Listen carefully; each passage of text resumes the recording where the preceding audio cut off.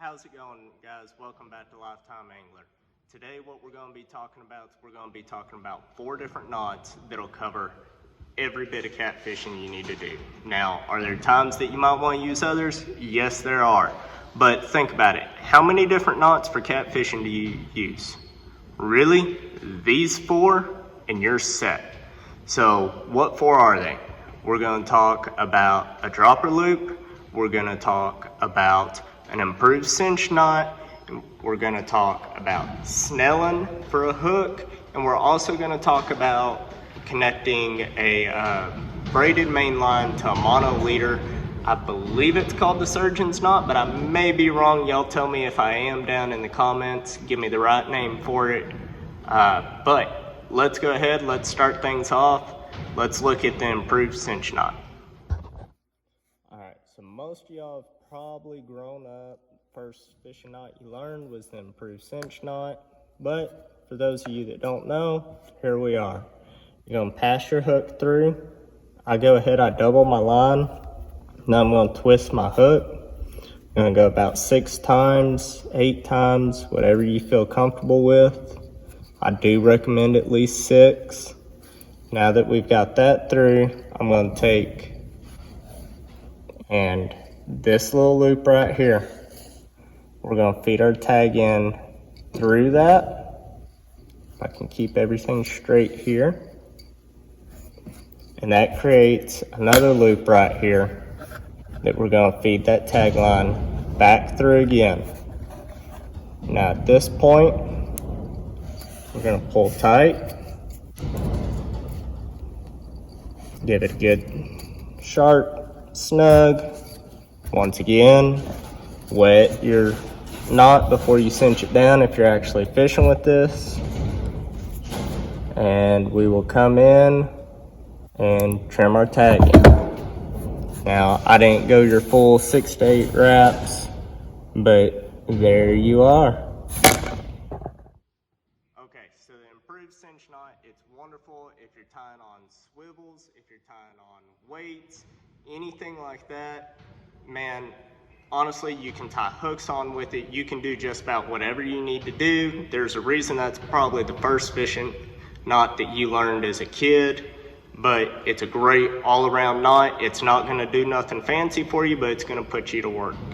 The next knot we're gonna go ahead and look at is we're gonna look at the Snail knot. This one is specifically designed for tying your hooks onto your line, y'all. And if you're not using a Snail knot, you're cheating yourself. You need to be using a Snail knot to connect your hooks. All right, so to Snail hook, what you're gonna do is you're gonna come through with your line on the point end of the hook. We're gonna lay that back across. You want about 4 to 6 inches of tag line here. Now we're gonna take and we're gonna wrap anywhere from 6 to 8 times around.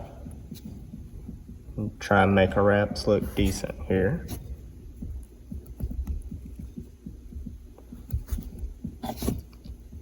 Now that you've got it wrapped, what we're going to do is this loop that we have right here, we're going to push our tag in back through.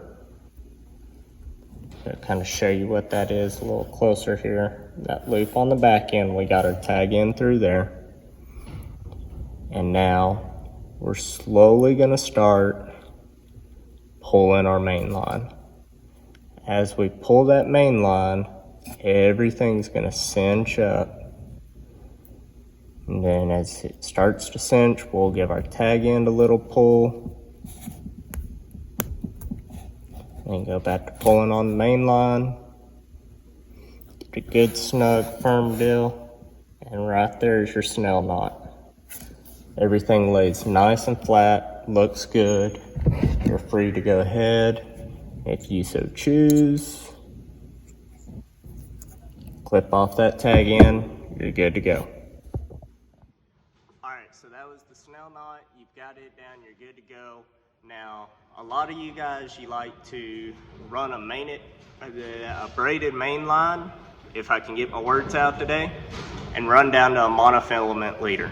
There's nothing wrong with that. I do that myself. A lot of times I like the braid. I can leave it on my line, or my reel. I don't have to worry about memory. It works great. But the way you connect your braided line to your monofilament can be a little bit of a challenge. This knot, again, I believe it's called the surgeon's knot, but I could be wrong. Y'all let me know if I am. But this is a simple knot to tie. It's easy to do. It's never failed on me. I've had leaders break. I've had things go wrong with the rest of the rig, but this has always held on for me. So here we go. Let's say you've got your braided main line and you've got your little mono leader. We're just using a short piece today. What you're gonna do is you're gonna lay these two across each other. Give yourself a couple inches to work with here. Now, roll them over, creating a loop. Now what we're gonna do is this little tag end of your main braid and the rest of your mono leader, we're gonna take and we're gonna push those through this loop once, twice, if I can get her to go. Y'all, this is some really old mono. The memory in it is awful.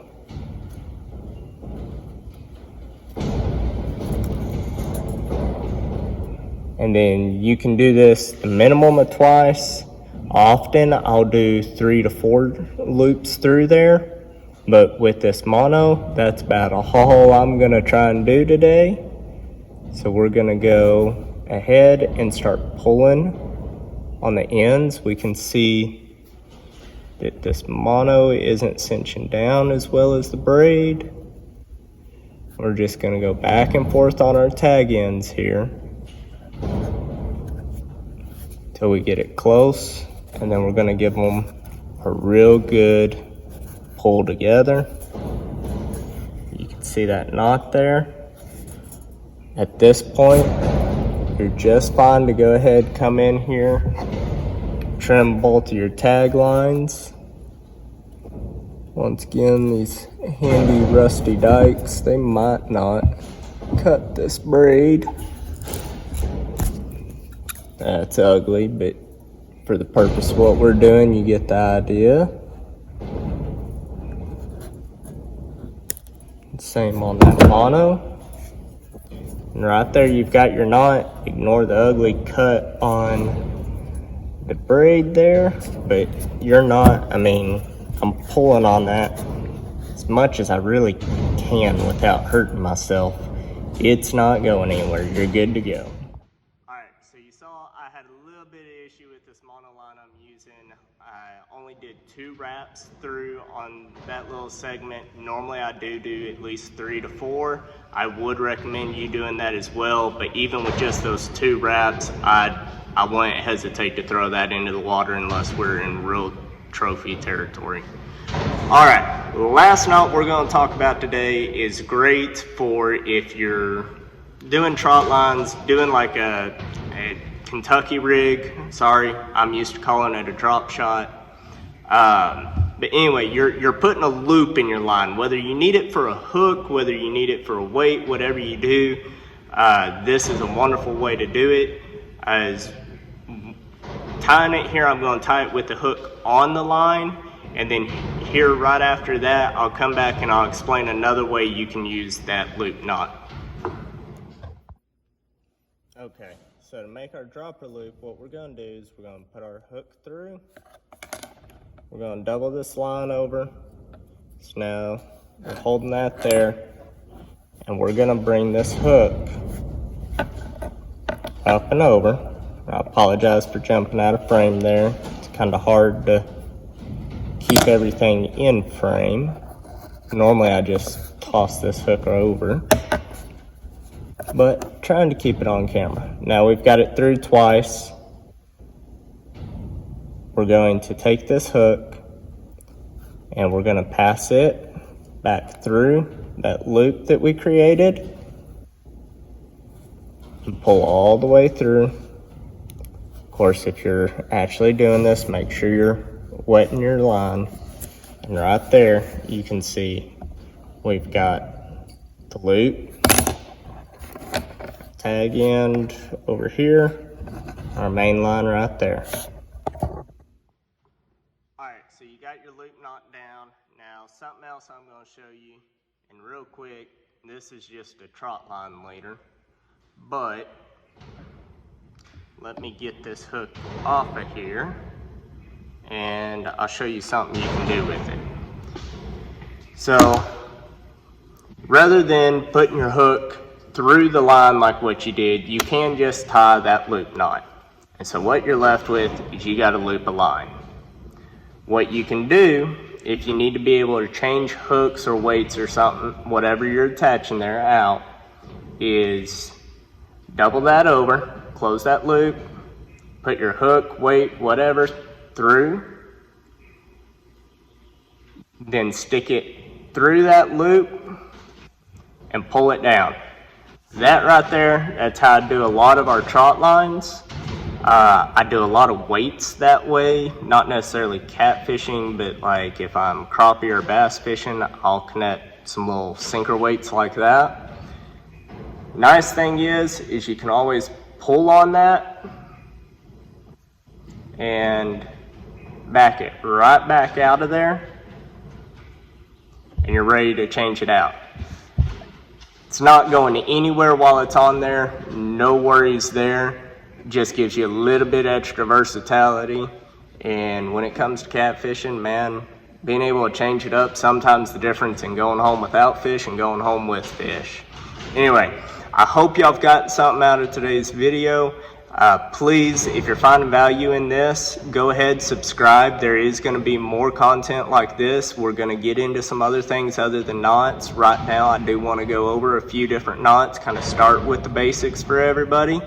But go ahead, subscribe. We'll get into some more in-depth stuff, some different techniques, rigs, things like that.